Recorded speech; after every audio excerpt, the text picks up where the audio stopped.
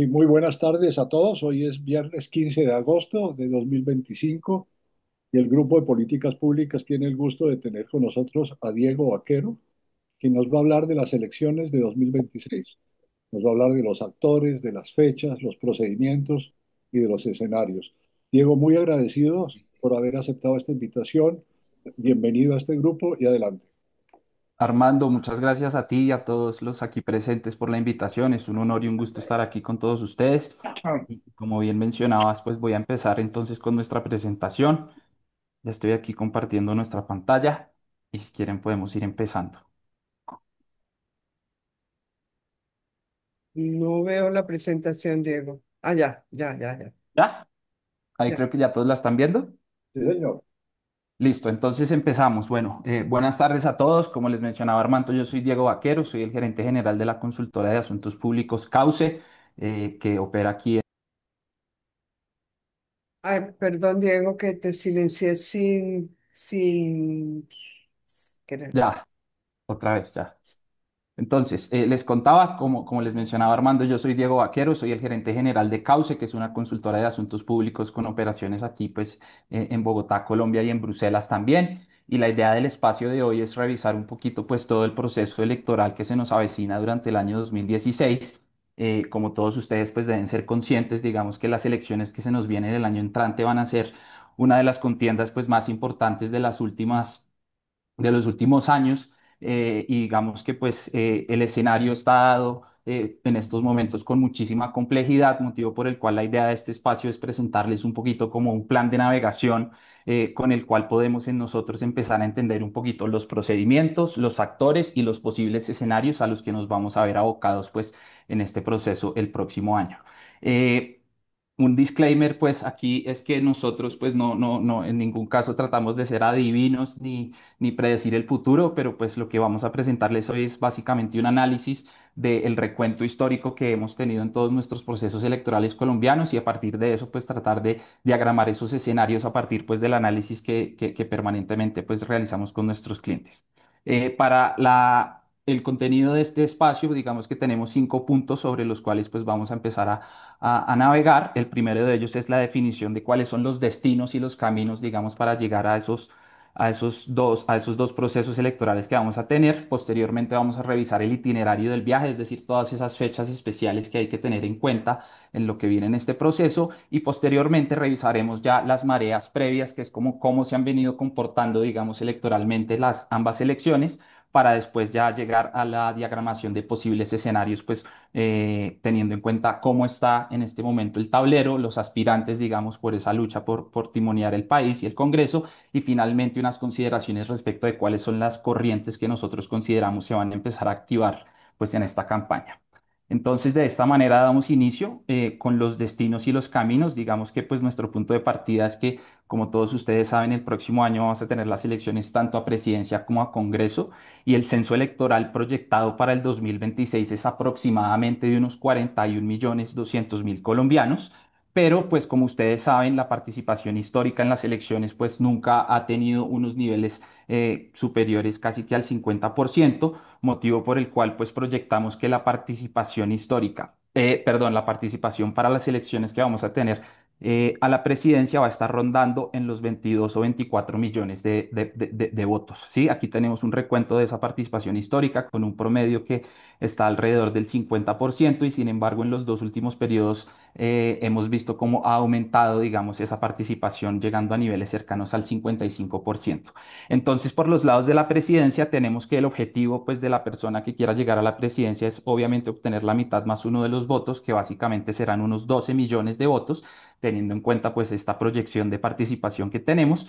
Pero antes, digamos, y proyectando obviamente que tendremos seguramente un escenario de segunda vuelta, hicimos un recuento histórico de cuál es ese porcentaje que históricamente se ha necesitado para acceder a esa instancia y tenemos que el valor mínimo para acceder a ella es del 25%. Entonces, más o menos eso corresponderá a 5.900.000 votos que serán los necesarios pues para acceder a la segunda vuelta. Por los lados del Congreso, y como no haber, digamos, parte de la presentación, es la idea de ir como revisando los dos procesos en paralelo. Entonces, por este lado del Congreso tenemos un histórico que sí está muy por debajo del histórico de la participación en presidencia, porque aquí la abstención siempre ha estado por encima del 50%. Solamente en los dos últimos periodos, digamos que tuvimos un porcentaje cercano al 48-47%, y eso nos da a entender que el próximo año para las elecciones al Congreso van a participar aproximadamente unos 19 o 21 millones de personas. Y digamos que aquí la meta y el objetivo ya no es tanto personal como de un candidato para el caso de la presidencia, sino que es un objetivo colectivo, que es el de todos los partidos o movimientos pues, que quieran aspirar al Congreso, y deben obtener entonces al menos ese 3% que les asegure su participación en el Congreso y por supuesto mantener su personería jurídica vigente. Eso corresponde más o menos, según las estimaciones, a unos 680.000 votos. Lo importante a tener en cuenta acá es que estos son los caminos, digamos, por los cuales se pueden llegar tanto a la presidencia como al Congreso de la República, ¿sí? Eh, en la actualidad, el sistema electoral colombiano permite que los avales los otorgue o un partido con personería jurídica vigente o un grupo significativo de ciudadanos, pues mediante las firmas. Entonces, por los lados de los avales de los partidos políticos, lo que tenemos en Colombia en este momento son 32 organizaciones que tienen la personería jurídica vigente, ¿sí? Y más o menos unos 6 partidos que han estado en ires y venires con las autoridades, digamos, electorales, el CNE y el Consejo de Estado, han venido otorgándoles o quitándoles esa personería jurídica. Y digamos que en este momento pues están algunos de esos movimientos a la espera de si se las van a devolver o no. Y teniendo en cuenta lo anterior, digamos que para acceder a la presidencia, el candidato que quiera llegar a competir en la presidencia, pues necesita el aval de algún partido político, y para las elecciones estos se pueden unir sin ninguna condición para apoyar al partido o al candidato que ellos decidan. Por los lados del Congreso, también se pueden llevar a cabo estas uniones siempre y cuando esa unión en la elección anterior no haya superado el 15%. Y digamos que ese es un dato importante a tener en cuenta, porque esto es lo que está imposibilitando que la coalición del pacto histórico se vuelva a presentar como coalición, y por eso es que están tratando de unificarse en un partido único, trámite que en estos momentos está ante el CNE y pues todavía no ha sido resuelto.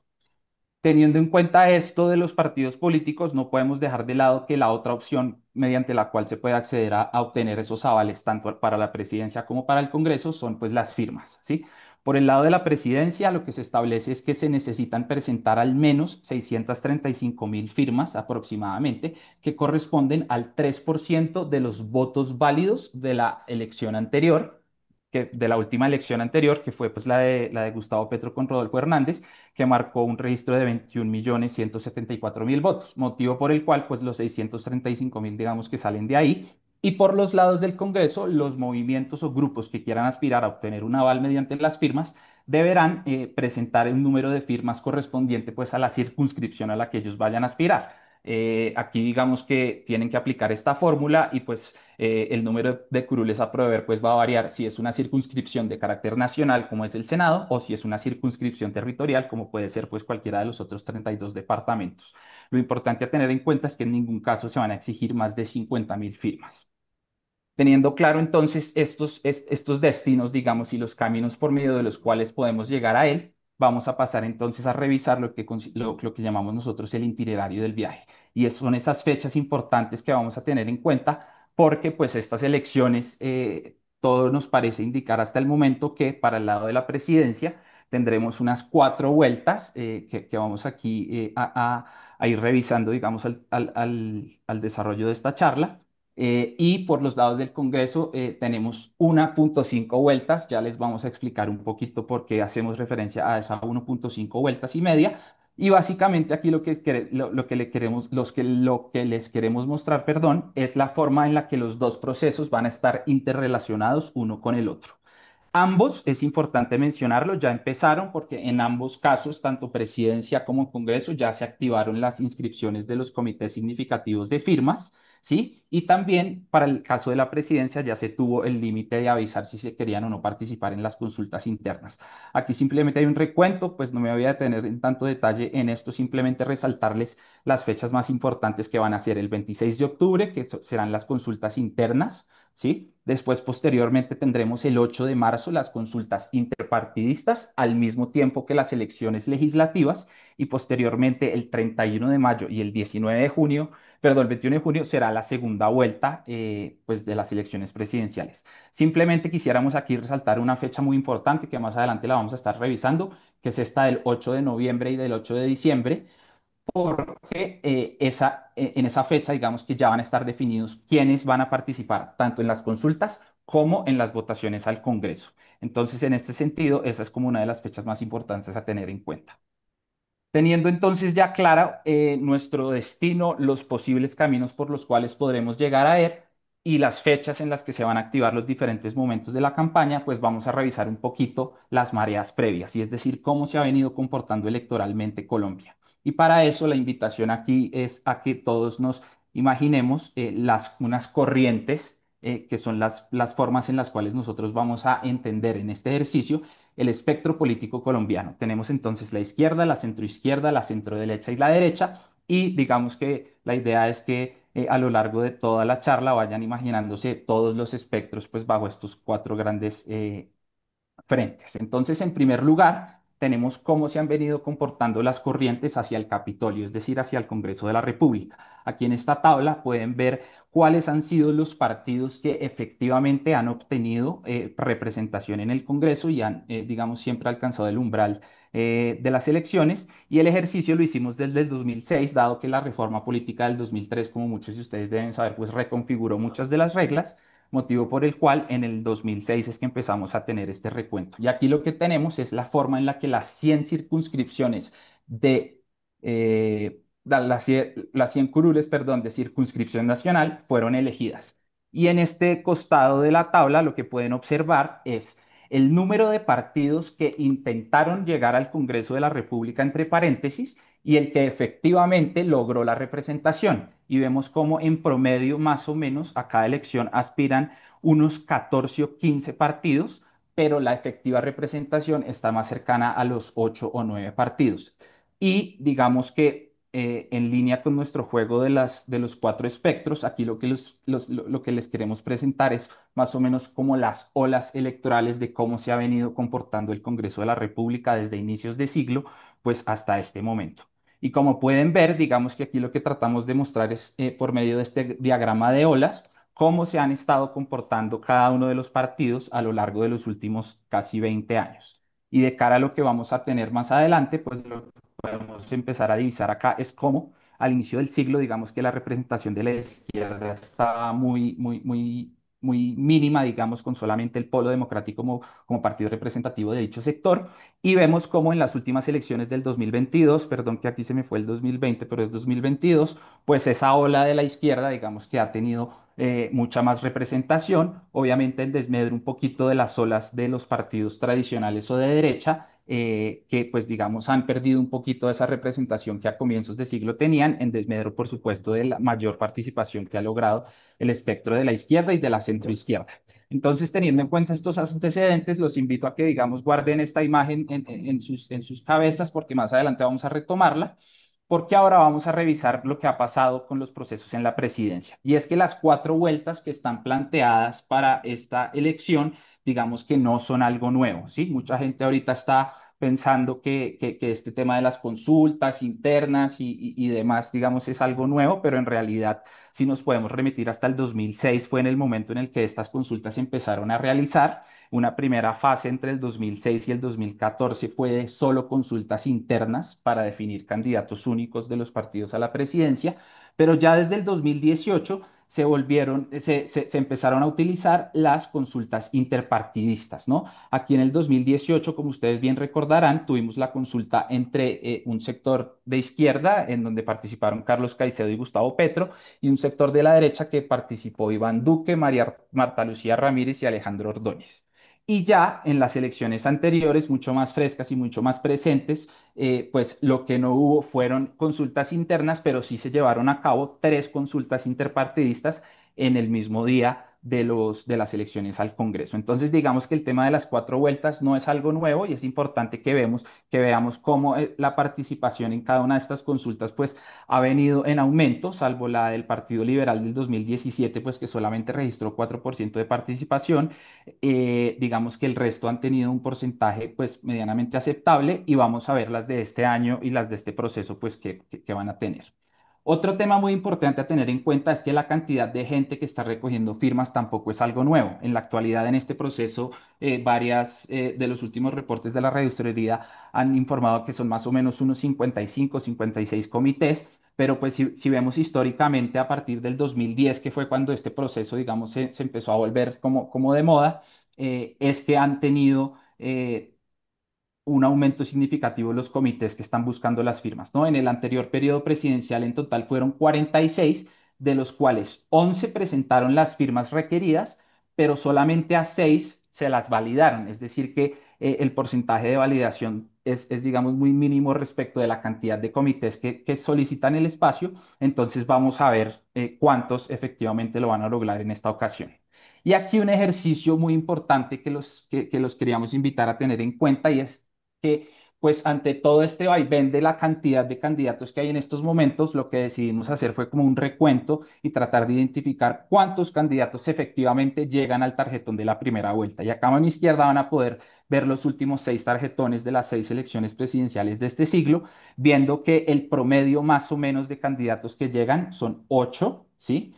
Y lo importante aquí a tener en cuenta es que de esos 8 candidatos, solamente 4,5 en promedio son los que tienen algún resultado significativo en los resultados. Es decir, pues marcan algo significativo porque pues los demás candidatos a veces no llegan ni siquiera al 1%. Entonces, pues por eso no fueron incluidos aquí en el ejercicio, porque pues digamos que los representativos son estos. Y este dato de los 4,5 también es una invitación a que lo tengamos muy presente porque más adelante en la diagramación de los escenarios pues vamos a ver de qué manera es que estos 4,5 nos pueden empezar a dar luces de qué es lo que veremos el próximo año. Ya por los lados de nuestro diagrama de olas, aquí digamos que replicamos el ejercicio que tratamos de hacer con el Congreso de la República para que ustedes puedan visualizar de qué manera, tanto en la primera vuelta como en la segunda vuelta de las últimas 6 elecciones presidenciales, se han venido comportando las olas electorales. Y lo que podemos ver sin ninguna duda es un inicio de siglo con una ola de la derecha muy consolidada bajo la figura de Álvaro Uribe Vélez y esa derecha que obviamente tras la salida de él se empezó a fragmentar en varias olas, ¿sí? Que digamos han venido manteniendo esa fragmentación y pues a la postre la ola de la izquierda se ha venido fortaleciendo cada vez más. Si consideráramos la votación de Lucho Garzón en el 2022, que era como ese representante de la izquierda, la votación de él fue del 6%, mientras que en la primera vuelta del 2022 la de Petro fue cerca del 40%. Entonces vemos cómo esa ola electoral de la izquierda se ha venido consolidando, mientras que la derecha se ha venido fragmentando.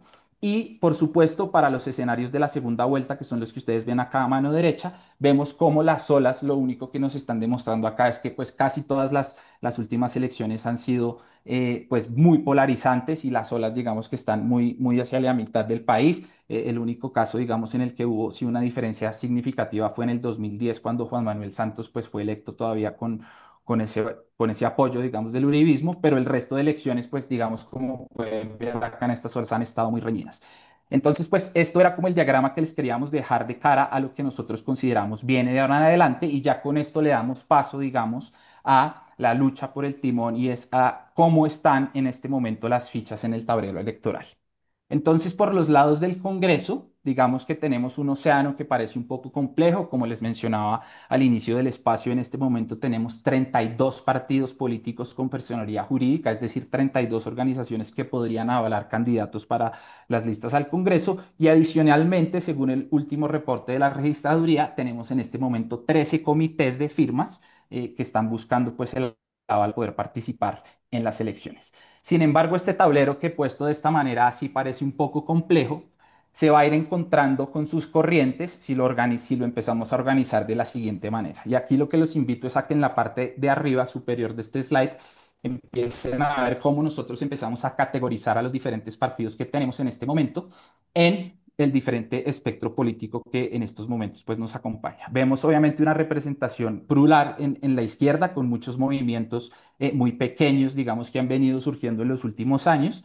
Y en cambio por la derecha, pues vemos simplemente al Centro Democrático como ese partido fortalecido que representa esa derecha en compañía pues de Salvación Nacional, que también digamos lo podemos ubicar en ese espectro. Los demás partidos, digamos que pues los ubicamos tanto en la centro izquierda como en la centro derecha, a modo simplemente de ejercicio, y agregamos también en cada uno de los espectros, por supuesto, un espacio, digamos, para esos comités de las firmas. Sin embargo, lo que queremos mostrarles acá es cómo la parte superior del slide pues se puede reinterpretar de la siguiente manera por la conformación de los diferentes bloques que se han venido haciendo. Entonces, digamos que por los lados de la izquierda, cinco de estos partidos, que son estos que estoy aquí señalando en rojo, están armando una coalición que, pues, perdón, armaron una coalición que conocemos todos como el Pacto Histórico y son esos partidos los que pidieron unificar su personería jurídica para convertirse en un solo partido. En compañía de ellos va a estar el movimiento Unitarios, que también está haciendo una coalición de izquierda que están conformando estos partidos que aquí estoy señalando y que lo que están buscando o han manifestado que quieren buscar es pues, la representación tanto en el Congreso como en la presidencia. Mientras que por los lados de la centro izquierda y la derecha, digamos que se han venido también conformando un par de coaliciones. La primera de ellas podemos resaltarla como la de Ahora Colombia, que fue la unión del nuevo liberalismo, Dignidad y Compromiso y el partido Mira y otra que se llama Alma Colombia, en este momento componen Colombia Justa Libres, el partido ADA y la Liga de Gobernantes Anticorrupción, ¿sí? Se especula con que pueden haber la creación de nuevas coaliciones para ir al Congreso, como por ejemplo la de una unión entre el Partido Verde y el Partido En Marcha, o también se especula con que el Partido Demócrata y el Partido Colombia Renaciente empiecen a ser parte de la coalición llamada ALMA. Por ahora digamos que son puras especulaciones y por eso simplemente las mencionamos, pero aquí lo que quería mostrarles es cómo si vamos organizando, digamos, este tema a partir de las corrientes, pues vemos que el tablero ya no está tan complejo. Por los lados de la presidencia, lo mismo. Si nosotros vemos este slide, este tablero, pues generaría, digamos, muchas dudas respecto de la cantidad de candidatos. Digamos que, como les mencionaba, en este momento hay más o menos unos 72. Aquí en este ejercicio, digamos que hacemos una división más o menos de los 50 que nosotros consideramos, pues pueden llegar a ser los más opcionados a tener pues, la presidencia de la República. Y lo mismo, pintado el tablero así de esta manera, pues parece muy complejo. Pero si lo vamos organizando por bloques y por corrientes, pues va a ser mucho más claro empezarlo a entender. Y para eso aquí digamos que nosotros utilizamos tres categorías para categorizar este tablero, que son la primera, son personas o partidos que en este momento pues ya tienen la condición de dar el aval, ¿sí? O han manifestado digamos su intención de dar el aval. Otros que son los que están buscando las firmas y otros que en teoría son los que dicen están buscando un aval o todavía pensando si lanzarse a la presidencia o no. En este sentido, vemos como el bloque de la izquierda pues está consolidado con las dos uniones, tanto del Pacto Histórico como de Unitarios, mientras que en la centro izquierda y la centro derecha pues es donde ahorita podemos ver a la mayor cantidad de candidatos, tanto en firmas como buscando o pensando. Y digamos que el tema de los partidos y los posibles avales políticos, pues también están acá en la parte de arriba. Simplemente ponemos algunos de los personajes, digamos, asociados a cada partido como para diagramar el ejercicio, pero pues más adelante lo que vamos a hacer es jugar como con simplemente los avales y no tratar de personalizar, digamos, esta discusión. Entonces, en estos términos, digamos, es que nosotros vamos a empezar a organizar nuestro tablero y este tablero, por supuesto, también se va a ir traduciendo en posibles coaliciones o en posibles alianzas. Aquí una salvedad y es que las coaliciones que se conforman para el Congreso no necesariamente son las mismas que se van a conformar para la presidencia. Un ejemplo claro de eso es la coalición Ahora Colombia, que manifestó su intención de ir juntos al Congreso, pero esa coalición no va a ser vinculante para el caso de la presidencia. Entonces, teniendo en cuenta nuestro espectro de izquierda, centro derecha y derecha, vemos cómo las fichas se pueden ir acomodando de la siguiente manera. Vamos aquí a tener en la izquierda un frente amplio, que sería la supuesta unión de pues, el pacto histórico con el movimiento unitarios y pues Roy Barreras y la Fuerza de la Paz, su partido, que han manifestado a hoy, digamos, la intención de unirse ahí. Después vamos a tener un centro izquierda también que, digamos, va a fragmentarse porque pues un pedazo de ese centro izquierda va a estar con la coalición del Frente Amplio, mientras que otro pedazo en el que nosotros ahorita podemos posicionar a Sergio Fajardo y a figuras pues que están recogiendo firmas como por ejemplo Claudia López, en esa centro izquierda digamos que igual está en oposición al gobierno, ¿no? Ya por los lados de la centro derecha se está cocinando una alianza que han titulado, y este nombre no es mío, le debo dar el crédito a Daniel Pacheco, editor de La Silla Vacía, que se inventó este nombre de esta consulta poliamorosa, que lo que busca es que los tres partidos tradicionales coavalen algunos candidatos y compitan en unas elecciones, en unas consultas, perdón, en marzo. Y adicional a esa consulta, digamos que a esa coalición, perdón, ya tenemos confirmada la de Alma Colombia, y dentro de la gente que está recogiendo firmas hay una mini coalición que es la Fuerza de las Regiones, que son estos exgobernadores Aníbal Gaviria, Juan Guillermo Zuluaga Cárdenas y se me va el nombre del cuarto, perdón, pero ellos digamos que también están siendo una de las mini coaliciones dentro de la gente que está recogiendo las firmas. Por supuesto, en este mismo espectro también pues tenemos a muchos de los candidatos que en este momento están recogiendo firmas, incluso aquí pues nos acompaña una... no, perdón, el doctor Enrique Peñalosa no está recogiendo firmas, pero él está de pronto en buscando, pensando, mientras que pues acá sí vamos a tener a personajes como Mauricio Cárdenas, Juan Daniel Oviedo, David Luna, etcétera. Y ya por los lados de la derecha, pues tenemos la consolidación del Partido Centro Democrático como ese gran, digamos, precursor de este espectro político y pues también digamos que tenemos algunos de los personajes que están recogiendo firmas, buscando o pensando todavía pues lanzarse a la presidencia. Los partidos de aquí abajo digamos que son algunos de los que todavía no han decidido qué van a hacer. Por ejemplo, por ponerles el ejemplo de Cambio Radical, pues lo que se rumora es que están en conversaciones con esta misma coalición, ¿sí? Más sin embargo, pues no sabemos si va a haber una coalición aquí conjunta entre todos ellos o no, ya lo vamos a ver un poco más adelante, pero pues digamos que eso está por verse. Y también algunos otros partidos como Verde, En Marcha, que podrían eventualmente también recaer en el Frente Amplio de la izquierda, pues estaremos a la espera de cómo se van a jugar estas cartas de ellos. ¿Listo? Y teniendo en cuenta ya entonces este escenario, lo que vamos ahora a ver es cómo se van a ir depurando, digamos, todas estas fichas y de qué manera vamos a empezar a transitar nuestro camino electoral. Entonces, pues llegamos a lo que nosotros consideramos va a ser la primera vuelta, que son las consultas del 26 de octubre de este año. Y esto, acá en este slide, lo que ustedes van a ver son los 17 partidos que hasta el pasado 26 de julio manifestaron ante la registraduría su intención de hacer consultas internas. ¿Qué pasa? Esta es una práctica que muchos de los partidos emplean porque como el plazo para bajarse es hasta septiembre, pues lo que suelen hacer es que en septiembre se bajan, simplemente mandan la solicitud como por si acaso, digamos, y por ahora los únicos que parecen estar seguros y claros en hacer esa consulta interna en octubre, pues son estos 5 partidos que son los que corresponden a la coalición del pacto histórico, ¿sí?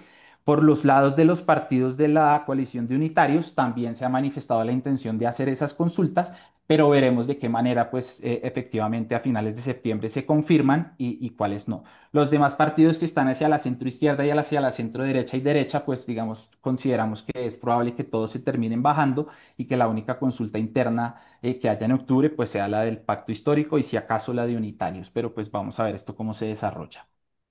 Ya para el tema de la segunda vuelta, digamos que empezamos a jugar un poquito con posibles escenarios y digamos que acá es importante tener en cuenta lo que les mencionaba hace un momento y es la importancia de la fecha que va a tener el 8 de diciembre. El 8 de diciembre, digamos que es una fecha muy importante porque ese día los candidatos al Congreso ya deben decidir pues y hacer su inscripción, pero también los movimientos o partidos que quieran participar en consultas en marzo pues deberán hacer ese aviso momento en el cual, digamos, ya vamos a tener mucha más claridad respecto de este tablero que, como ven, pues está un poco complejo, pero pues se va a ir depurando y se va a ir eh, sí, depurando, digamos. Entonces, en el tema de la segunda vuelta, entre comillas, que serían las consultas interpartidistas de marzo, pues tenemos aquí un escenario en el cual pues ya empezamos a consolidar nosotros lo que vemos como más o menos unos 4 grandes bloques, ¿no? Un primer bloque de izquierda y de centro izquierda que digamos está siendo conocido como ese Frente Amplio, en donde como les mencionaba pues estará el Pacto Histórico, Unitarios, la Fuerza de la Paz y eventualmente podría llegar a estar en marcha otro bloque donde esté pues la candidatura, digamos, de centroizquierda que está en oposición al gobierno, que sería pues de pronto un personaje como Sergio Fajardo, Aquí podría estar Claudia López, Mauricio Armitage, no sé, hay varios de los que teníamos arriba, pero pues digamos que ese sería otro bloque. El tercer bloque sería uno antipetrista, no antiuribista, que es incluso como ellos mismos han titulado esta coalición que se está cocinando en estos momentos.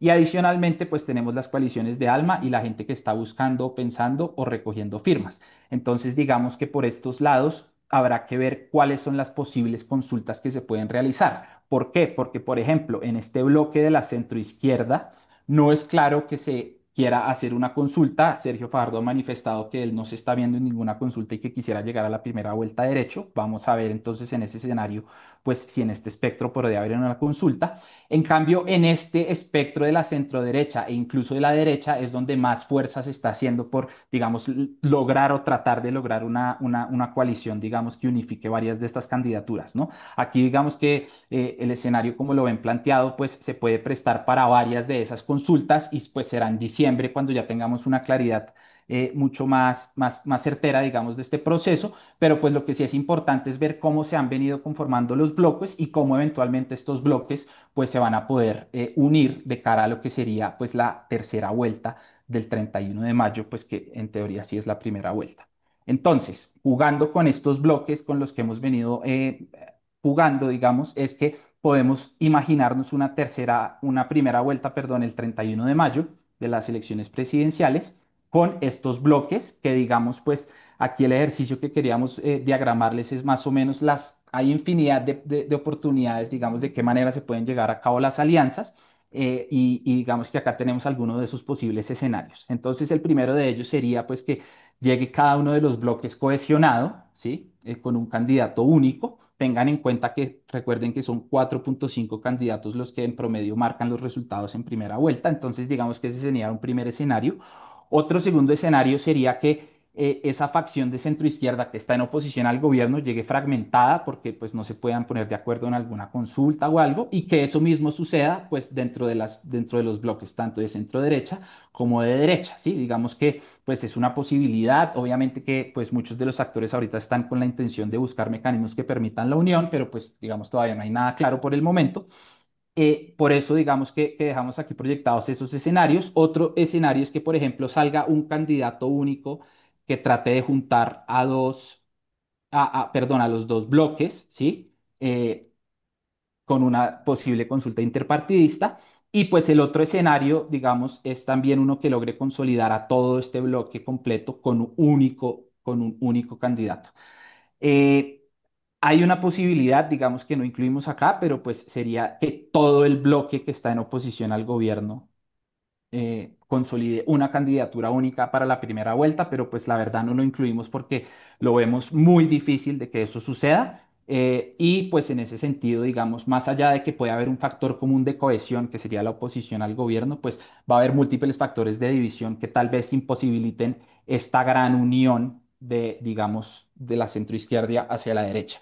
Pero pues el otro par de escenarios, digamos que sí tienen un poco más de posibilidades respecto de que pues las consultas que vamos a tener en marzo puede que empiecen a ya dejar claros algunos de los candidatos que están en algunos de estos espectros y pues por qué no lograr de pronto una candidatura única al menos con estos dos bloques. Eso pues digamos lo irá viendo el trasegar de los distintos sucesos que vayan sucediendo y pues ya la segunda vuelta o cuarta vuelta, digamos como le hemos llamado en este cuento, pues se lo vamos a dejar a la democracia porque pues ponernos nosotros ahorita a tratar de adivinar qué va a suceder en esa segunda vuelta pues es muy complicado, pero lo que sí digamos avisoramos es que sin duda alguna y como vieron en el slide anterior, el bloque del Frente Amplio de la izquierda pues parece ser el único consolidado y el único absolutamente claro ahorita, ¿sí? Digamos que pues los actores de las diferentes movimientos o partidos que están en ese espectro, pues lo que han manifestado es esa intención. Obviamente tendríamos que esperar a que se materialice, pero pues lo que parece ser claro es que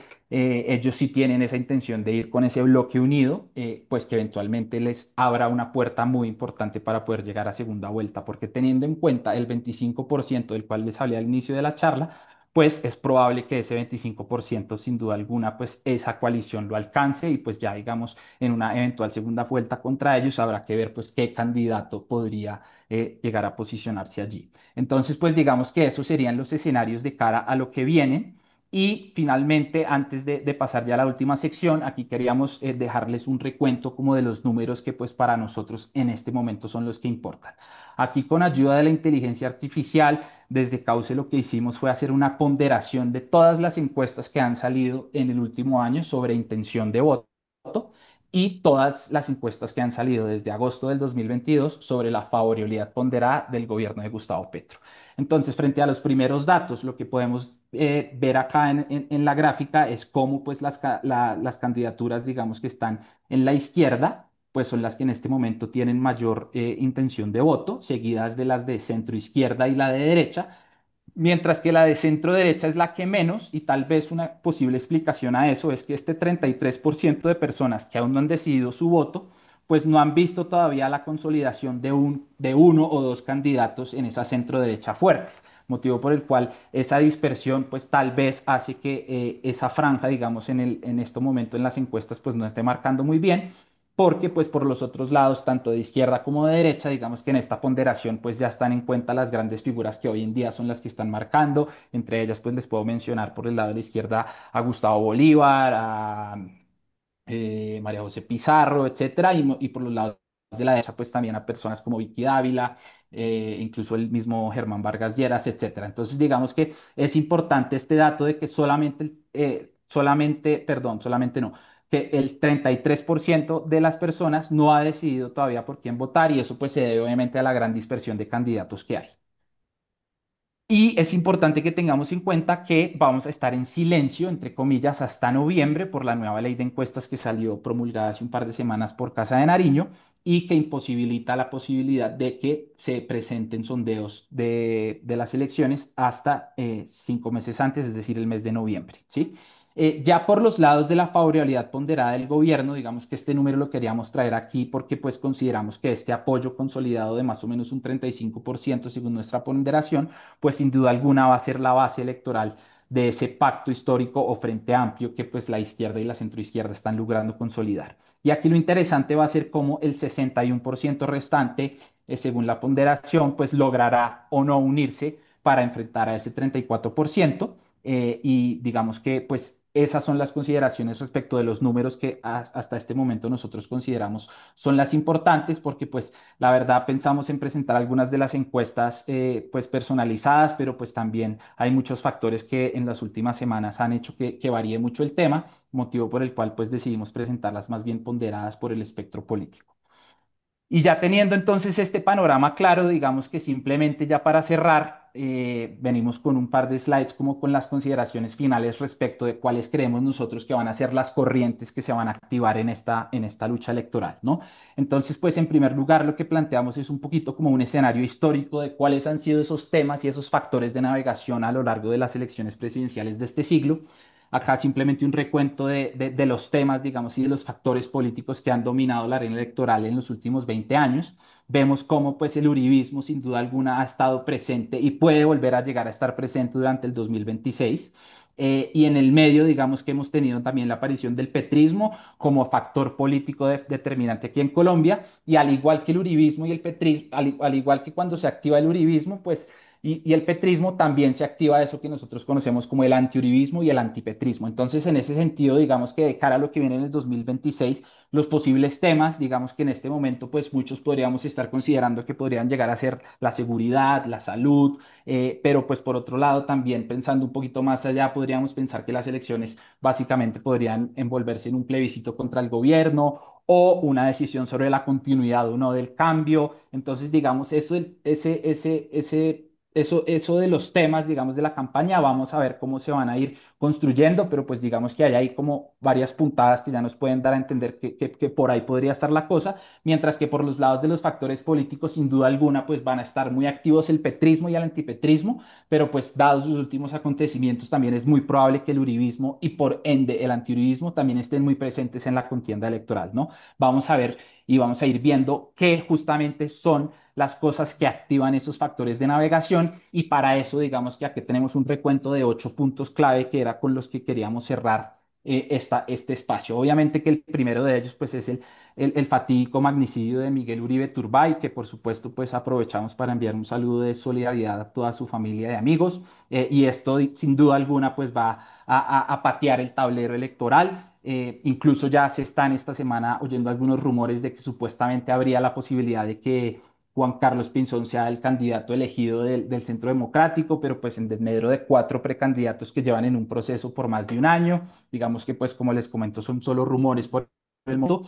Obviamente que también el tema del fallo contra el expresidente Álvaro Uribe Vélez pues también entra a esta contienda electoral porque pues eso puede exacerbar ese sentimiento uribista y ese factor político del que les hablaba en la anterior slide respecto pues del aglutinamiento que su figura puede generar.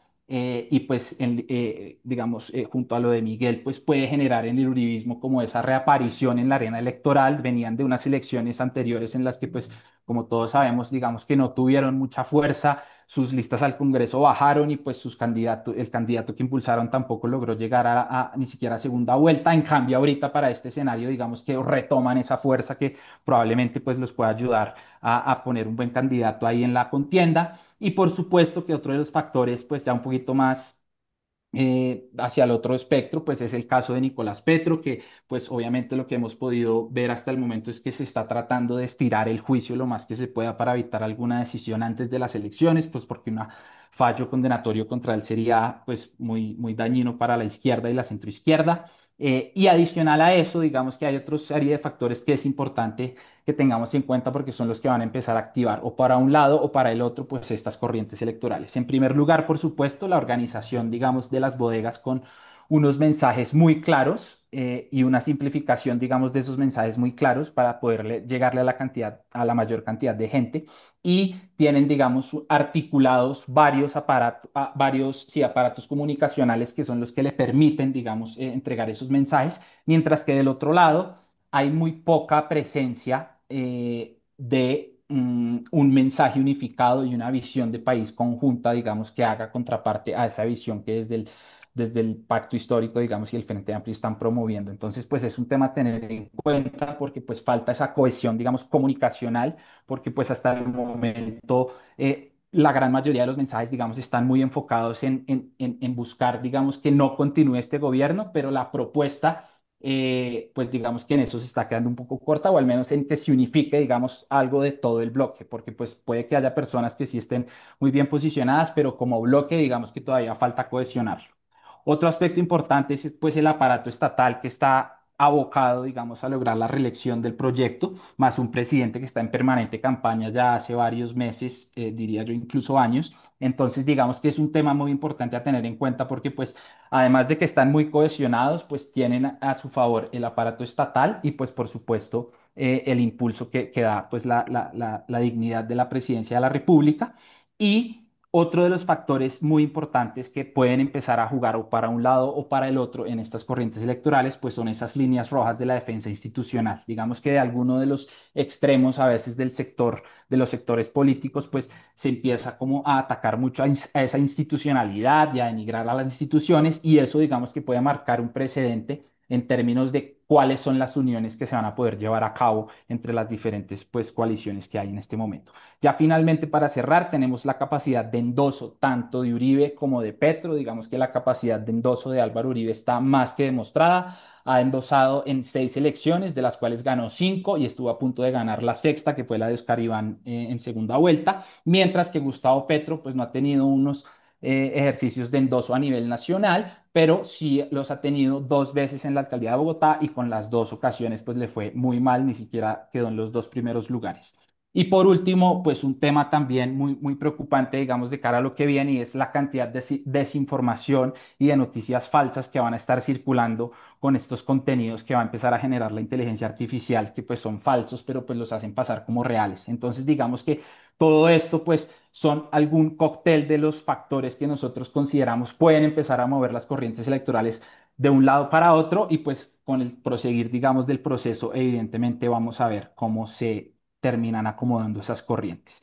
Ya para la finalizar, y este sí es el último slide, simplemente les queríamos dejar una lectura, digamos, que hemos nosotros identificado en los últimos años con las elecciones tanto regionales como la alcaldía de Bogotá. Y es que básicamente, si nosotros nos echamos para atrás, desde el 2011, cuando fue electo alcalde de Bogotá, Gustavo Petro, vemos cómo podríamos nosotros empezar a tratar de anticipar lo que va a suceder en las elecciones presidenciales siguientes. ¿Por qué lo decimos? Porque candidato Petro, ubicado en el espectro izquierdo de nuestro tablero, en 2011 fue el ganador en Bogotá, mientras que en Colombia, en el 2014, pues Juan Manuel Santos, si bien no es alguien pues de izquierda como Gustavo Petro, sí ganó las elecciones con la ayuda de la izquierda. Si recordemos esa segunda vuelta contra Oscar Iván, en donde pues fue la izquierda y el apoyo al proceso de paz lo que posibilitó el triunfo de Juan Manuel Santos. Como respuesta, digamos, a esa presidencia de Juan Manuel Santos, Bogotá decidió, pues, en la campaña del 2015 de Recuperemos a Bogotá, elegir a Enrique Peñalosa, de un perfil más de centro derecha, y digamos que en ese espectro fue donde él se posicionó, y efectivamente, si vamos al 2018, pues vemos que Iván Duque también se posicionó en ese espectro político. Que ya no haya gobernado, digamos, para esa centro derecha, pues es otra cosa, pero electoralmente él sí se posicionó en ese espectro. Y como respuesta, digamos, a la presidencia de Iván Duque, en el 2019 llegó Claudia López, posicionada en el espectro de la centroizquierda, que fue el mismo espectro que en el 2022 le posibilitó a Gustavo Petro ganar la presidencia, porque él también se ubicó, digamos, en esa parte del espectro hacia la segunda vuelta. Y pues de cara a lo que viene en el 2020, en el 2026, pues tenemos el presidente de Carlos Fernando Galán, que básicamente es como la representación de ese centro, y pues veremos si la tendencia en el 2026 se sigue cumpliendo. Simplemente, ya con esto cierro, agradecerles a todos por su atención. No sé si seguramente se vaya a abrir alguna suerte de debate o hay algunas preguntas, pero pues muchas gracias a ustedes por su atención y Armando, nuevamente gracias pues por la invitación. Pues gracias a ti, Diego, pues muy interesante, muy provocativa tu presentación. Te ruego que quitemos la presentación, nos vemos las caras Sí, señor, ya la estoy tratando de desactivar aquí. y a las personas, a todos los asistentes que quieran intervenir, que levanten la mano, ya Ya. veo una mano levantada. Vamos a ver. Eh, Empecemos entonces con Marta Lasprilla. Adelante. Gracias, Armando, y gracias, Diego. Gracias, Diego, por la presentación. Yo, pues, cada vez que tú estabas hablando, yo trataba de ponerle nombres a lo que tú no le quisiste o no le pusiste nombres por alguna razón. Pero teniendo en cuenta lo que dijiste, lo que yo creo que es como el resumen, y es que es en la izquierda donde está más definido el futuro, digamos, electoral. Vi y en los candidatos que ya están inscritos a las elecciones de octubre, vi la cara me pareció ver la cara de Daniel Quintero, ¿es correcto? Sí, señora, digamos que dentro del pacto histórico, que son los únicos precandidatos oficialmente confirmados, tenemos a 7, dentro de los cuales está Daniel Quintero, María José Pizarro, Gustavo Bolívar, Gloria Flores, Carolina Corcho, Ansi, ay, se me fue el nombre, perdón, y Daniel Quintero. O sea, esos son los únicos 7 que sí están totalmente confirmados. Y Y ahí ellos van a participar en la consulta interna de octubre. De ahí se supone que va a quedar solo uno. Y ese es el que participaría en la consulta de marzo, en la consulta del Frente Amplio de marzo.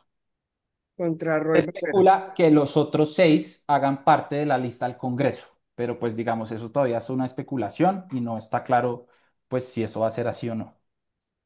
Y ya es definido que Daniel Quintero va a participar, porque yo he oído que que los otros candidatos, como Susana Mohamed, que también creo que está, no está muy Ah, contenta Susana con era la la séptima. participación de Daniel Quintero en esa elección, pero ya es un hecho que Daniel Quintero va a estar. Sí, pues según los anuncios oficiales que ha hecho la coalición, sí, ellos anunciaron a sus 7 precandidatos, dentro de los cuales estaba incluido Daniel Quintero, sí, señora.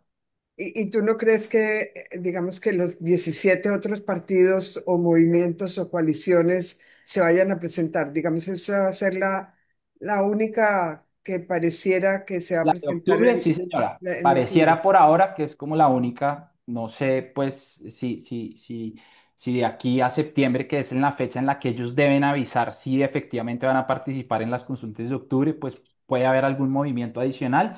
pero pues la verdad es un tema que ellos siempre hacen de inscribirse y ya en la fecha de bajarse se bajan. Es más como por si acaso, digamos, que hacen esa inscripción. Parece ser que la del pacto es la única que en estos momentos está totalmente fija, porque además esa va a ser para elegir los candidatos a la presidencia, pero también para elegir las listas al Congreso, que eso fue creo que un tema que oí en la presentación, mil disculpas, pero en esa consulta de octubre también van a elegir el orden de la lista al Congreso, que va a ser una lista cremallera, hombre, mujer, hombre, mujer, hombre, mujer. Muy en bien. el pacto histórico. Sí, señora. Y dijiste que, perdón que siga preguntando, pero no veo por ahora más manos levantadas, entonces voy a abusar de la amabilidad de Armando y la tuya. Eh, Claro que sí. Dijiste que de firmas se presentan, ya no recuerdo el número, pero muchos, 50 y pico o En movimientos, este momento hay como 56 comités inscritos, sí, señora. y solamente llegan, Pues de las elecciones anteriores, digamos que el promedio es que llega más o menos como el 15% a presentar las firmas y solamente como el 8% se las validan. es decir, de esos candidatos llegan Las últimas 6. elecciones presentaron 48 y llegaron 6. Ahorita tenemos 56, ponle que lleguen 9 Ok, o pues los bueno, mismos 8. ya veo más. Sí. Mil gracias. Vale, sí, Bueno, señora. Arturo Sarabia, adelante. Y muy excelente presentación. Muchas gracias, Diego, Gracias, por tanta Arturo. información muy útil para examinar el panorama político. Eh, en una reciente conversación con dirigentes políticos de Córdoba y Sucre, pregunté por la situación del pacto histórico allí y personas muy bien informadas estiman que ni en un departamento ni en otro, incluso en el propio Atlántico, van a elegir congresistas a Cámara, o el Senado es otra cosa. Sí, a Eh, cámara. y que la estrategia de ellos es tener dentro de las listas de partidos con disciplinas débiles, como la U, como el Partido Verde, como el Partido Liberal, incluso, personas que de ganar serán afines y estarán acompañando al gobierno del Frente Amplio. Eh, ellos ya ensayaron eso en el pasado. Representante Calle de Córdoba Andrés Calle, era sí. una ficha del petrismo, se sabía de antemano, igual los que salieron elegidos, Inti Asprilla, dentro del Partido Verde. Entonces, es un manejo mucho más sutil porque van a tener una representación que sale de estos escenarios donde uno dice, incluso cambio radical. Tiene dos senadores que votan con el petrismo, nada menos Así que es. cambio radical. Ana Eh, María Castañeda y Temísclo Tesorquea. entonces, digamos que ves ya no tanto en relación a la charla, sino como analista político, en partidos como esos que menciono, digamos, hasta dónde en esta oportunidad los partidos van a castigar a los disidentes, negándoles el aval y buscando no solamente mostrar que eligieron tantos congresistas, sino mostrar que esos congresistas van a funcionar dentro de la línea del partido y no lo que han hecho ahora, eh, siguiendo la vieja tradición de ser gobiernistas, quien quiera que sea el que gobierne. De No sé cómo acuerdo, estás llegando a Arturo, eso. ahí digamos que la reflexión que podría compartirte es que, pues, en primer lugar, el tema de las alianzas a las circunscripciones de Cámara, pues digamos que son casos muy particulares y por eso no los incluí en la presentación, porque nos hubiera tocado hacer de los 32 departamentos, pero en los casos, digamos, en esos departamentos donde no se va a poder consolidar ningún tipo de alianza o no se van a presentar listas, lo que buscan esos partidos es justamente eso. Ahora bien, recuerda y muy importante tener en cuenta presente que las democracias internas aquí de los partidos en Colombia pues son mecanismos muy incipientes y la elección del orden o de quienes van a componer las listas al Congreso, por lo menos en el lado del pacto histórico, va a ser pues vía consulta. En cambio, los otros partidos, lo que suele suceder es lo que nosotros llamamos como la dictadura del bolígrafo. y es que básicamente los dueños de cada partido deciden a quién le dan el aval y a quién no, y en ese sentido pues habrá que ver de qué manera esas figuras de los partidos pues van a entregar esos avales o no. Digamos que pues esto, como históricamente lo habrás podido ver, pues tú y todos, pues siempre genera mucha discusión porque pues básicamente es la decisión de los jefes de los partidos la de otorgarles o no los avales. Obviamente que hay unos comités y demás, pero pues indudablemente este tema de que haya integrantes dentro de los partidos afines a otros proyectos, digamos, como bien mencionabas, el caso de Cambio Radical, por ejemplo, pues digamos que habrá que ver es quién eventualmente llegaría a gobierno, porque pues puede que una persona, por ejemplo, no sé, del espectro de la centro derecha logre aglutinar a mucha gente del Partido Verde, de partidos de centro izquierda, pero también de los partidos de la centro derecha. Entonces, digamos que va a depender mucho en mi lectura de quién eventualmente pues va a llegar a Palacio para saber cómo se van a mover esos hilos, porque pues igual los partidos políticos y quienes otorgan los avales, pues son los que también van a eventualmente otorgar el aval de esos partidos para un candidato a la presidencia. Muy bien, muchas gracias. Vanessa Bautista, adelante. Hola Diego, muchas gracias por la presentación.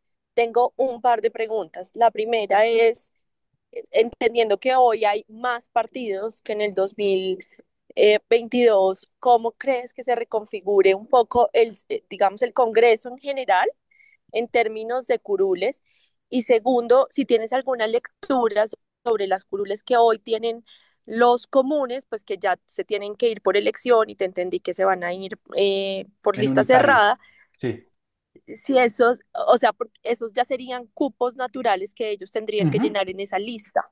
Entonces, si tienes como alguna profundización sobre esa participación específica. Ok, listo. Respecto a la composición general del Congreso, digamos que estamos diagramando dos extremos, digamos, muy fuertes, la coalición del pacto y el Centro Democrático, digamos, yo creo que van a estar cercanos a los 20 senadores cada uno, ¿sí? Después tenemos una franja de los partidos, pues, históricamente tradicionales, liberales, conservador y cambio radical, que también, digamos, tienen ahí su representación asegurada, más o menos, yo creo que entre ellos van a estar en unas más o menos unas 40 o 45 curules y van a quedar unas 15 o 20 que se van a tener que dividir entre los demás partidos o coaliciones. Entonces, digamos, aquí es importante tener en cuenta, por ejemplo, la jugada o la decisión que tomaron el MIRA.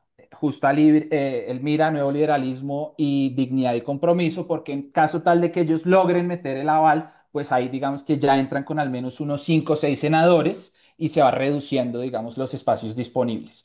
El bloque de unitarios, que es donde va a participar las FARC, digamos que va a ser un bloque, una coalición en donde no solo va a haber candidatos de las FARC, y pues esa coalición, digamos, yo no la estoy viendo tan clara que pueda llegar al umbral y obtener la personería del 3%, porque pues va a estar el bloque del pacto histórico, ¿sí? Entonces es muy difícil que otro bloque en ese mismo espectro pues logre una representación significativa.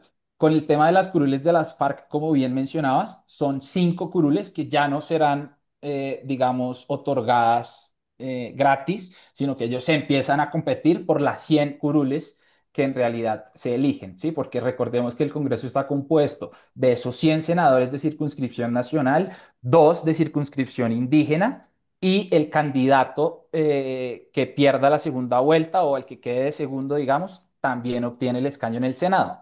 Entonces pasamos de tener 108 senadores a tener solamente 103, de los cuales son 100 en los que se va a dividir, digamos, la votación. Entonces, pues yo aspiro a que sean más o menos unos 10 o 15 las curules que queden, digamos, de los bloques pues ya tradicionales de los dos extremos y los partidos tradicionales. Ok, muchas gracias. Seguimos con Daniel Wills. Adelante, Daniel. Muchas gracias, Armando, Diego. Muy interesante todo lo que nos has contado. Muchas gracias. Quería preguntarte por los detalles de esta ley que prohíbe la divulgación de resultados de encuestas en particular. No vamos a conocer ningún resultado de encuestas de aquí a la primera, segunda vuelta. Esa es una No, pregunta. eh, perdón, dale, adelante, y, sigue, y, perdón. y la segunda pregunta, pues ya entendiendo y cuando nos expliques cómo funciona. ¿Qué implicaciones tiene esto sobre el proceso político y cómo cambia, digamos, las posibles olas? el hecho de que pues en ciertos momentos vamos a estar un poco a ciegas. Ok, bueno, no, listo. Entonces, muchas gracias, Daniel. El tema de la ley es que no es que vaya a prohibir la divulgación de resultados hasta la primera vuelta, sino solamente hasta 6 meses antes de que empiece el proceso. Entonces, es decir, en noviembre ya estarían habilitados nuevamente los sondeos y pues empezaríamos a tener encuestas, digamos, regularmente.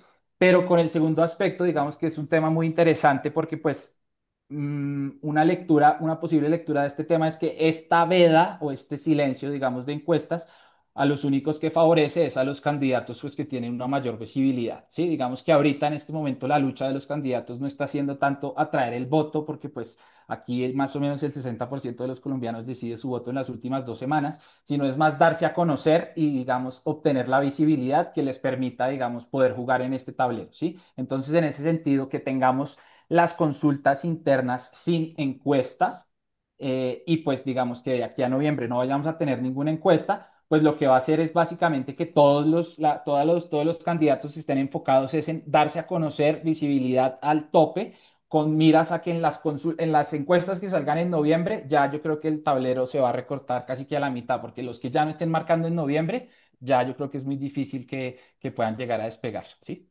Pero pues para redondear, en noviembre vamos a tener otra vez encuestas y lo interesante también va a ser que vamos a ir a las consultas del pacto sin saber, pues con las encuestas que ya había.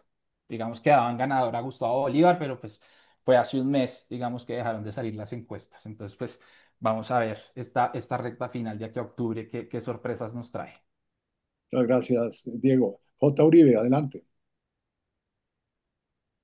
Hola, no, soy Soraya Montoya. Oh, J es mi esposo. No, Diego, de verdad maravillosa la presentación, pero yo tengo una pregunta que hemos visto que es sobre la doble militancia. Hemos visto que ya hay tres gobernadores que han perdido La su curul, sí, puesto pues o por la la... doble militancia. ¿Eso cómo va para las elecciones al Congreso? ¿Cómo va para las precandidaturas? Porque creo que ahí hay un vacío normativo de todo el riesgo completo, ¿o no? Totalmente de Entonces, acuerdo contigo, Soraya. Digamos que el tema de la doble militancia, sobre todo en las últimas elecciones, como les mostraba que empezaron a volver de moda las consultas, pues ha generado muchos problemas porque de pronto alguna persona que está en un partido político está impulsando una consulta y su partido político pues no hacía parte de esa consulta, ¿sí? Entonces hay unos casos muy particulares, por ejemplo, en la coalición del Pacto Histórico, porque estaba el partido Maíz y algunos de ellos estaban promoviendo unas candidaturas que estaban en el bloque y otros en los que no. Entonces, de ahí es que vienen esas sanciones, digamos, que tú mencionas, que no solamente han sido los gobernadores, sino también algunos congresistas. Entonces, pues digamos que aquí lo que dice la norma es que pues tú solamente puedes impulsar las candidaturas del movimiento al cual tú estás adscrito, ¿sí? Entonces, en ese sentido, digamos que habría que tener mucha claridad respecto de cuáles van a ser los movimientos que van a componer las coaliciones, porque las coaliciones no solo la componen los partidos políticos, sino movimientos sociales de base o, digamos, organizados significativos de ciudadanos, pero que no necesariamente tienen la personería jurídica. Entonces, pues, digamos que de cara a lo que van a ser las elecciones, sí se podría, digamos, hacer una especial veeduría en esos casos en los que puede haber un militante de un partido de pronto apoyando una consulta de carácter nacional, pero que territorialmente, por ejemplo, esté apoyando otra, ¿sí? Entonces, pues digamos, eso es un riesgo latente que tienen todos los candidatos y pues ya después el CNE será el que deba decidir si abrir o no las investigaciones dado el caso. Pero pues digamos que sí es muy importante tu acotación porque con este reguero de posibles coaliciones y de partidos, pues digamos que puede que algunos de los candidatos se vean inmersos en estos temas, ¿no? ¿y no sería mejor como tener claridad? ¿No sería mejor como tener claridad desde ya, hacer como consulta al Consejo Nacional Electoral para después no Sí, tener no, los o sea, problemas? eventualmente el Consejo Nacional Electoral y Registraduría deben registrar en cada uno como de las fechas que estaban en el calendario de la presentación, como cada corte, ¿sí? Entonces, en el último corte en el que estamos es los partidos que manifestaron la intención de hacer consulta en octubre. Entonces, hay 17 partidos. En unos 20 días, más o menos, creo que es a finales de septiembre o un mes más o menos, ahí va a salir un reporte, pero que ahora diga estos partidos efectivamente van a consulta y estos que habían solicitado bajaron su solicitud y así sucesivamente van a ir reportando. Entonces, cuando se conformen las coaliciones, sí debería ellos mismos avisar, hay una coalición conformada por este partido, este partido, este partido, este partido. La otra coalición, ta, ta, ta, y así sucesivamente. Eso digamos que sí estaría como a cargo, digamos, de la registraduría para que la gente tenga muy claro cuáles son los movimientos o partidos que hacen parte de la coalición que eventualmente van a apoyar. Muchas gracias. Daniel Castellanos, adelante. Muchas gracias, hermano. Muchas gracias, Diego, por la presentación. Me gustaría plantearle la siguiente hipótesis simplista, a ver usted qué opina de ella.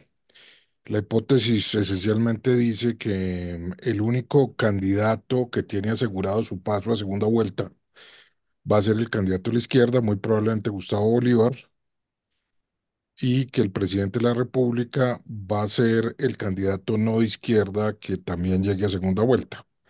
Es decir, que Gustavo Bolívar tiene la probabilidad que pase a segunda vuelta es prácticamente uno, pero la probabilidad que pierda en la segunda vuelta también es prácticamente uno, con lo cual el presidente de la República va a ser el candidato que no sea de izquierda que logre pasar a segunda vuelta. ¿Qué opina de eso? Bueno, hay varias acotaciones. La primera, yo no le doy el uno a Gustavo Bolívar del paso a segunda vuelta, sí le doy el uno en su elección como candidato único del pacto, pero en marzo, cuando se lleven a cabo las consultas interpartidistas, es probable que pues él compita con otros personajes como por ejemplo Roy Barreras. No estoy diciendo Que que sea gane Roy el Roy, que vaya a sí. ganar, pero pues digamos que el uno a Bolívar todavía no se lo doy tan claro. Y en el hipotético caso de segunda vuelta de Bolívar enfrentado ante cualquiera otro de la derecha, pues vuelve y juega. El cualquiera otro de la derecha, pues no quiero personalizar ni poner nombres aquí, pero pues de pronto un perfil muy al extremo, pues no sé si quede muy claro que gana Bolívar en esa segunda vuelta, ¿no? Pues como podemos ver un poquito los números, el país pues ahorita está en un 35% a favor del gobierno, pero pues en campaña tú sabes que todos empiezan como a colocar un poquito más hacia el centro, a buscar esos adeptos, digamos, hacia el centro, pues el caso de Petro es el mayor exponente de esto, entonces en ese sentido, digamos que para responder, digamos, numéricamente a tu hipótesis, yo le daría más o menos un 80% en términos de que pues Gustavo Bolívar contra la gran mayoría de candidatos de la derecha es probable que pierda. Pero pues si hay algún caso de algún candidato de pronto muy extremo, pues no sé si eventualmente eso puede hacer. Y lo otro es que tampoco, yo sí veo al candidato del Frente Amplio en segunda vuelta, pero no estoy seguro que ese candidato vaya a ser Gustavo Bolívar. Gracias, Diego. José Fernando Izaza, adelante. Gracias, ante todo, muchas gracias por la presentación, muy ilustrativa. Tengo una pregunta y un comentario. La pregunta es la siguiente. Cuando se hace una coalición para Congreso y esa coalición tiene, digamos, el 5% de la votación, mantiene la personería jurídica a los tres partidos, digamos, es un gran negocio hacer Sí, la señor. coalición. Pues Es justamente excelente negocio. es el mejor negocio del El mundo y por comentario eso, es el ah, siguiente. perdón. Los dos grandes electores son, por supuesto, Petro y Uribe. Pero Petro tiene el 37 y Uribe tiene el 15, disminuyendo, y Petro tiene el 37 y aumentando. En todo ese espectro del 65 que queda, Uribe puede decir y puede tener razón, yo impongo el candidato porque soy el que más tengo la mayoría. Y valga la verdad, ahí tratar de unir el centro entre el que ponga Uribe no es tan claro. Mucha gente del centro, y voy a decir en primera persona, vota, o no votaríamos o votaríamos por el que diga Petro, a pesar de que consideramos que el gobierno de Petro es pésimo, pero el discurso les cala.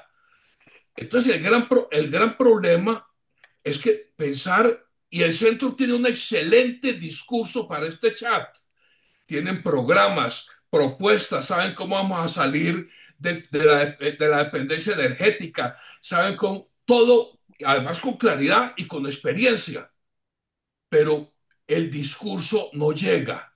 El discurso no llega contra un presidente candidato que tiene un discurso muy efectista y el centro no ha sido capaz de reconocer que el modelo económico tiene una falla, que es la distribución del ingreso, y se ha dedicado a decir que no, que la distribución no es tan mala, que no hay tanta inequidad, en lugar de reconocer que el modelo ha sido muy bueno, que ha aumentado la cobertura en todo, que ha aumentado la riqueza, pero que tiene ese problema. Entonces, si Uribe mantiene la posición que la pregunta antes de que es el que diga él, yo veo otro gobierno de Petro. Puede estar totalmente equivocado y aclaro, no es que considere que eso sea bueno, porque considero que este gobierno es malo, pero en respeto a los derechos humanos, hasta ahora ha sido mejor que muchos otros. No necesariamente del respeto a la Constitución, pero recordemos que las modificaciones a la Constitución que plantea Petro fueron idea de Uribe, no fueron idea de Petro. Bueno, José Diego, Fernando, frente al tema de los, simplemente para responder el tema de los partidos, efectivamente, los partidos que compongan las coaliciones obtienen la personería jurídica y eso digamos que fue una interpretación que el CNE le dio a las últimas coaliciones que desde el 2018 se han venido generando y de ahí es que tenemos hoy en día 32 partidos políticos, porque de ahí salió, no sé, En Marcha, Colombia Humana, sí, que eran movimientos de firmas o movimientos que fueron en coaliciones y al obtener la representación, pues solicitaron tener su personalidad jurídica propia y eso, esa es la razón por la cual hoy en día tenemos tantos partidos políticos. Entonces, pues sí, es un buen negocio. gracias, Diego. Rudy Holmes, adelante. Y gracias, Armando. Diego, muchas gracias por la presentación. Aclara uno muchas cosas y también le crea preocupaciones. Como yo veo, si el centro no va a estar unido, eh, van a perder las elecciones. Entonces, la pregunta que tengo es, ¿en qué escenario usted cree que podría uno aspirar a que el centro llegue unido? ¿Cómo sería sin ponerle probabilidad, cuál sería el escenario que haría que el centro estuviera unido y qué probabilidad es de que eso ocurra? Ok, listo. No, pues a ver, digamos que teniendo en cuenta los bloques que en este momento se están conformando, digamos que la gran posibilidad sería que la coalición de pronto de los partidos políticos, de la Fuerza de las Regiones y del resultante de los candidatos de firmas o de los que están buscando y pensando como ese espectro, digamos, de centro derecha, encuentren un candidato único que pueda conversar eventualmente con el bloque de esa centro izquierda, ¿sí? Digamos que la posibilidad de crear una coalición ahí está dada por ese motivo, digamos, superior que es la oposición al gobierno actual y pues digamos que tendrían que superponer muchos de sus intereses o posibles motivaciones ideológicas para lograr esa unión, ¿no? Digamos que tendría que ser una unión, digamos, superior con el propósito de hacerle oposición al actual gobierno, pero como les mencionaba en la charla, digamos que ese es el escenario que menos probabilidad le vemos porque pues igual el uribismo igual va a poner un candidato muy fuerte, ¿sí? O digamos, si Uribe logra poner un candidato muy fuerte, pues se generaría otra vez como la polarización de los dos extremos y el centro sí debería ir todo unido, o sea, el bloque de la centro izquierda y la centro derecha en ese escenario debería tener un solo candidato que sea el que eventualmente le compita pues a los dos extremos, digamos. Ahí digamos que simplemente para adicionar con el tema de Uribe y conectando un poquito con el comentario anterior, digamos que pues esta lectura preliminar de, por ejemplo, el tema de Juan Carlos Pinzón, en caso tal de que sea una posibilidad que realmente estén pues meditando en el centro democrático, pues lo que trataría de mostrar también es la intención de ellos de acomodarse un poquito más hacia la centro derecha, ¿no? Como para tratar de arrancar más de ese espectro, porque tal vez la lectura que tienen es que con alguno de los cuatro precandidatos actuales, Paloma, María Fernanda Cabal, Andrés Guerra o Paola Holguín, pues tal vez sea muy difícil posicionarse más hacia la centro derecha. Entonces, la jugada de Juan Carlos Pinzón o digamos de cualquier otro personaje más alineado hacia la centro derecha, pues tal vez lo que nos dejaría entrever es la intención de que esa candidatura esté más alineada hacia el centro y que esa sea, digamos, la que eventualmente pueda llegar pues a la segunda vuelta. Muy bien, muchas gracias. Entonces estamos dependiendo de que Sergio sea en alguna forma o de que Claudia no entre, porque si entra Claudia y usted Sergio hace y algo, Claudia ahorita se están peleando el mismo espacio. exacto, por eso. Entonces es muy difícil que alguno de los dos pueda sobresalir si no se ponen de acuerdo. Lo que ha manifestado Fajardo es que no quiere ninguna consulta, mientras que Claudia sí ha hecho alguna invitación a que se realice alguna consulta. El día que lanzó su candidatura mencionó una posible con Mauricio Armitage, Alejandro Gaviria, ella, sí, como de ese sector, pero pues Fajardo por el otro lado ha dicho que no. Entonces, pues digamos, si ese centro va fragmentado, no hay ninguna posibilidad. Lo único sería que los partidos hicieran esto, que Claro, Gaviria, pero es que igual, por ejemplo, Sergio Fajardo lo que ha manifestado es que él no aceptaría la coalición esa poliamarosa, pues porque él siempre ha estado como separado de los pues partidos aquí hay tradicionales. muchos seguidores de Sergio que ojalá lo convenzan, ¿no? Y yo no sé qué hacer con Claudia, porque yo creo que ellos se van a tirar la posibilidad, esa es mi lectura. Ellos dos. Yo lo único que te digo es que en este momento ellos están compitiendo como por ese mismo espectro y deberían encontrar el mecanismo por medio del cual pues solo haya uno, No, porque yo si no, creo que hay que traer a Germán Vargas y al Partido Liberal, o si no, y eso no sé cómo hacerlo. Bueno, gracias, Diego. no, no, señor, sí, señor Muchas Cruz. gracias. María Elvira Samper, que pidió la palabra por el chat. María Elvira, A ver, adelante. espérese, a ver. Ya, gracias.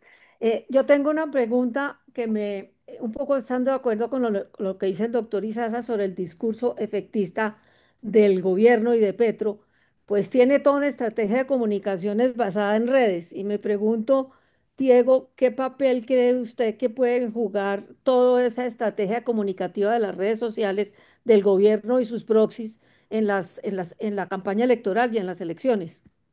Gracias, María Elvira. Pues ese era un punto de los que teníamos al final que por tiempo, digamos, no desarrollé mucho, pero pues evidentemente un factor determinante en las elecciones va a ser el tema de esa narrativa digital, ¿no? Esa narrativa digital que pues la izquierda ha venido dominando casi que en los últimos 6 o 7 años, diría yo, con un trabajo pues que empezaron en ese entonces y que hasta hoy está dando sus frutos porque pues además de tener unas redes consolidadas, tienen comunidades que replican mensajes validadores. Muchos de ellos además ya están en plataformas estatales como RCTVC, etcétera, y digamos que la articulación que ellos tienen pues es muy efectiva en términos de que entregan un mismo mensaje muy simple, muy conectado, digamos, con la realidad de la calle. Entonces, en ese sentido, es un factor determinante porque pues mientras de ese lado ellos están con un mensaje contundente, claro, diciendo, por ejemplo, que en las líneas, digamos, en las que Petro ha tratado de ya empezar a construir su legado, que son los temas económicos, que está bajando la inflación, que está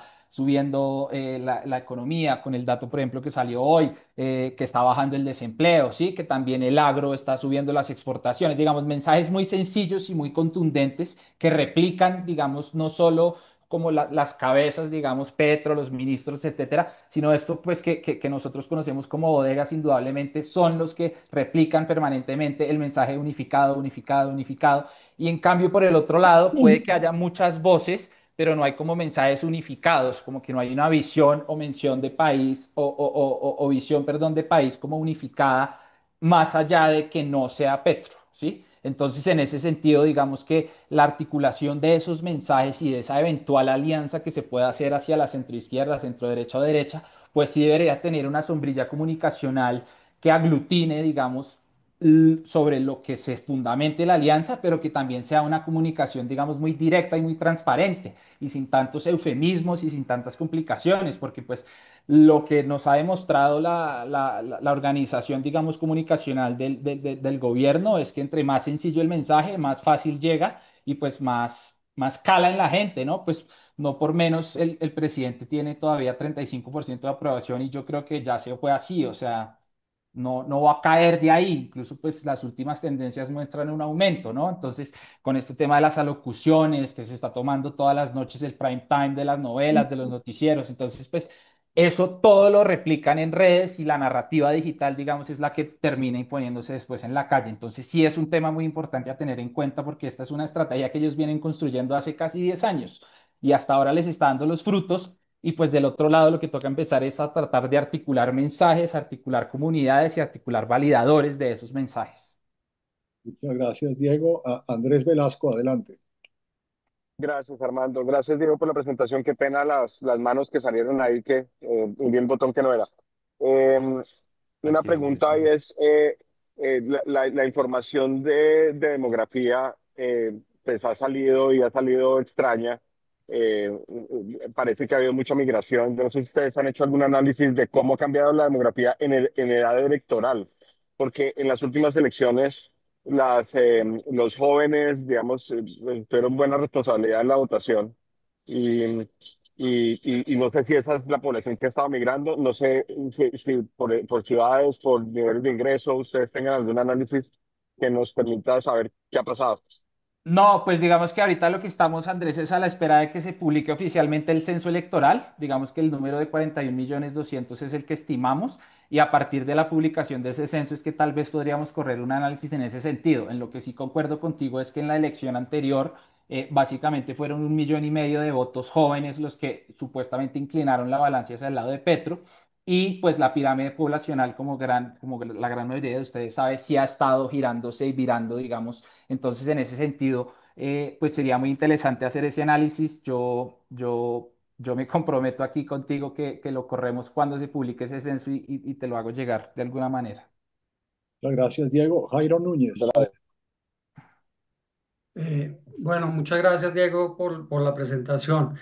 Yo tengo dos preguntas. La primera es, ¿ustedes qué proyectan, digamos, si hay un escenario en donde se una el antipetrismo? ¿Y cuál sería el resultado si no se une para ustedes? Esa es la Listo, primera. no. Ah, bueno. Ya te digo la segunda. Si ustedes han analizado un escenario en el cual se aplacen las elecciones, por ejemplo, con un decreto de conmoción interior o algo similar. Listo, bueno, no, entonces vamos con la primera. Digamos que el escenario en el que se logre consolidar el bloque de más o menos el 65% de antipetrismo es el que vemos bajamente probable. Sí, digamos que lo que pronto se podría llegar a consolidar es un bloque, que ese bloque tenga máximo dos candidatos, ¿sí? Uno más hacia la centro izquierda y otro que logre consolidar derecha y centro derecha. Pero para primera vuelta que se logre la unión de todo ese 70%, yo lo veo muy difícil en realidad, digamos. Se están haciendo muchos llamados en ese sentido. Ayer David Luna hizo ese llamado a varios de los precandidatos pues, que están en el tablero, pero pues la intención no sé hasta dónde se puede estirar, ¿sí? Digamos, eh, porque aglutinar al 70% antes de primera vuelta yo lo veo muy difícil. Lo que sí es claro es que para la segunda ese 70 estaría unido y pues habría que ver si el candidato resultante de eso pues puede aglutinar a todo ese 70, ¿sí? Pero para primera vuelta, la verdad, yo lo estoy viendo muy difícil. Frente al tema del aplazamiento de las elecciones, pues digamos, yo siempre he sido muy de la línea institucionalista, más allá de todo lo que pues ha venido sucediendo y puede llegar a suceder, digamos que yo pues considero que no va a haber, digamos, algún riesgo de que se muevan las elecciones. Digamos que las alternativas para que eso sucediera simplemente serían que el presidente decrete un estado de emergencia nacional que sea avalado por la Corte y que las razones por las cuales se decrete esa emergencia sean válidas para presentar un decreto que cancele las elecciones. Yo la verdad no lo estoy viendo. Digamos que igual está la posibilidad. eh, no olvidemos también que pues hay un tema que hoy aquí en la charla, porque pues ya no sabe uno si van a hacerlo o no, pero ellos tienen la intención de en las elecciones de marzo hacerlo de la octava papeleta, entonces pues no tendría sentido, digamos, cancelarlas y no hacer ese tema simbólico que ellos quieren hacer. Pues digamos que los mecanismos institucionales para que se cancelen las elecciones, como te mencionaba, son pues un decreto de conmoción, de un estado de emergencia, digamos, pero previo aval de la Corte, y pues esos decretos, digamos, tendrían una serie de escollos, entre comillas, institucionales que yo la verdad no estoy viendo que pues lleguen hasta el punto de no haber elecciones. Muy bien, muchas gracias. Jorge Humberto Botero, adelante. Solo para acotar lo que acaba de decir, si la Constitución prescribe que los términos de los cargos de elección popular son improrrogables, de modo que una prórroga o suspensión de las elecciones es constitucionalmente imposible. En ese contexto, si eso se intentara, ya ingresamos en un escenario de golpe de Estado que creo que está por fuera de los análisis que estamos haciendo. Los hacemos dentro del esquema constitucional. La séptima u octava papeleta no tiene ninguna viabilidad constitucional. Lo van a agitar, pero no es instrumentable porque sería también un golpe de Estado. Y en tercer lugar, quisiera decir que al margen de las dudas que tengo sobre el sentido y conveniencia de la ley que prohíbe las encuestas hasta una determinada fecha, lo que creo es que ese es un tigre de papel.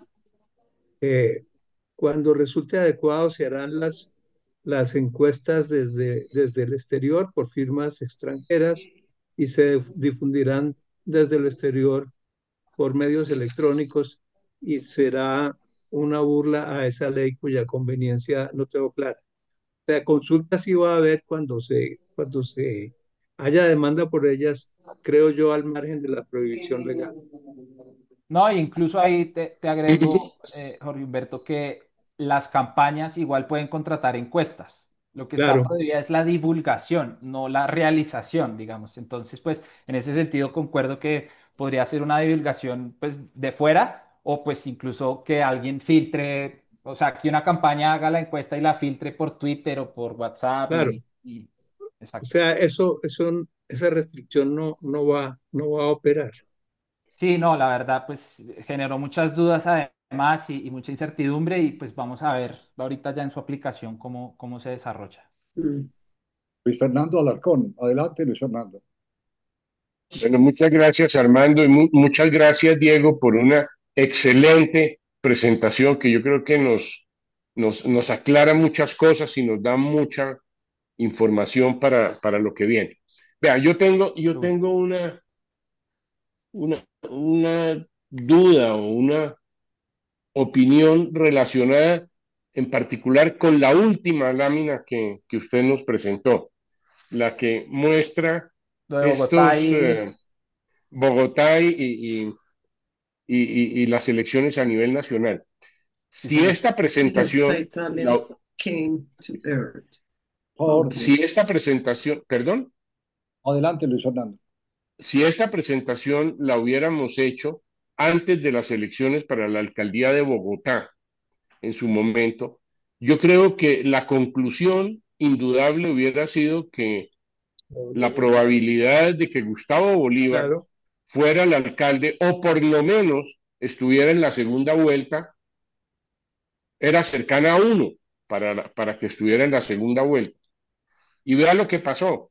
Le dieron una tunda impresionante Tremenda, sí. y en ese momento el, la, la, me imagino yo que la popularidad y los índices de favorabilidad del presidente Petro eran posiblemente superiores a los de ahora.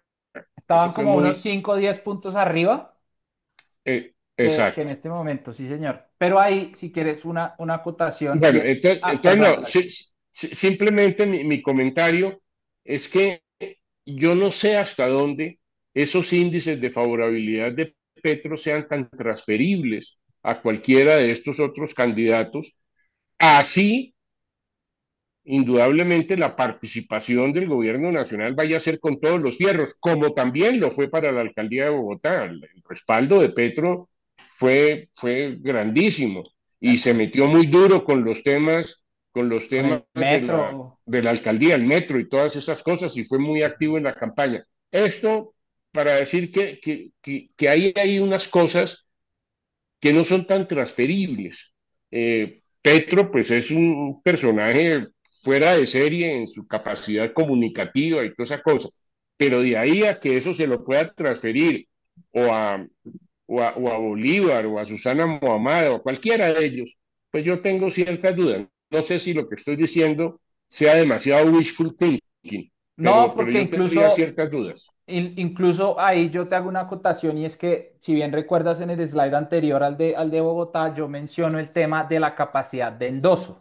Es decir, Exacto. comparamos entre Uribe, que ganó 6 elecciones, y sí endosó, digamos, materialmente con Santos, con Zuluaga, con el No y con Duque, mientras que Petro las únicas dos veces que ha tratado de endosar han sido con Holman Morris en 2019, con Gustavo Bolívar en 2023, con niveles de popularidad incluso mejores que el actual, pero no endosó de los votos.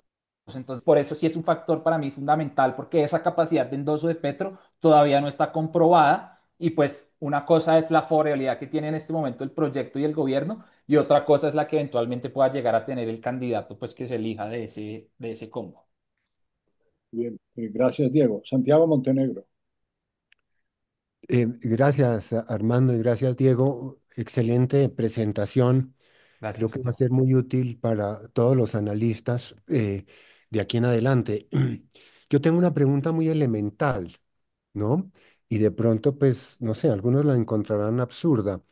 Eh, eh, ¿Ustedes creen, tú crees que, que pueda afectar la votación, ya sea de la izquierda o de la derecha, em, el género, hombre, mujer? Eh, en Colombia eh, hay prevención para que una mujer sea presidente, o puede favorecer que sea mujer. Y en la derecha, ¿cómo funcionaría eso? Y en la izquierda también. ¿Ustedes tienen algún indicio de eso? Bueno, digamos que tal vez si esa pregunta me la hacías hace unos 10 o 15 años te hubiera contestado definitivamente que sí podría llegar a ver eso, pero yo creo que en la actualidad, pues las posibilidades ya están abiertas, digamos, y no considero yo que eso vaya a ser un factor tan determinante. O sea, si hay voces mencionando, incluso con algunas personas aquí presentes, yo lo he conversado respecto, por ejemplo, de la posibilidad de una persona como Claudia López, que además, pues de ser mujer, es de la comunidad LGBTI y eso, o incluso también el caso de Juan Daniel Oviedo en términos de si eso efectivamente pudiese llegar a tener algún tipo de afectación, digamos, en la decisión a la hora de votar. Yo la verdad consideraría así a priori que en gran parte del país no, a pesar de que yo creo que hay algunas zonas del país donde evidentemente sí podrían verse, digamos, trastocadas esas decisiones electorales por el tema del género, pero pues no te lo podría ahorita como sustentar como con datos o algo, sino simples percepciones pues que tengo, pero yo sí siento que esa percepción ha venido cambiando y yo no le vería ahorita ningún problema que pues una mujer sea la presidente de la República. Ya pues la tuvimos incluso en la alcaldía, pues que es el segundo cargo más importante que tenemos, entonces la verdad no lo veo como un tema, digamos, muy relevante, aunque pues hay gente que sí lo considera así, ¿no? Gracias. Gracias. No hay más manos levantadas. Yo aprovecho para hacerte una Señor, pregunta claro que sí, señor. muy breve.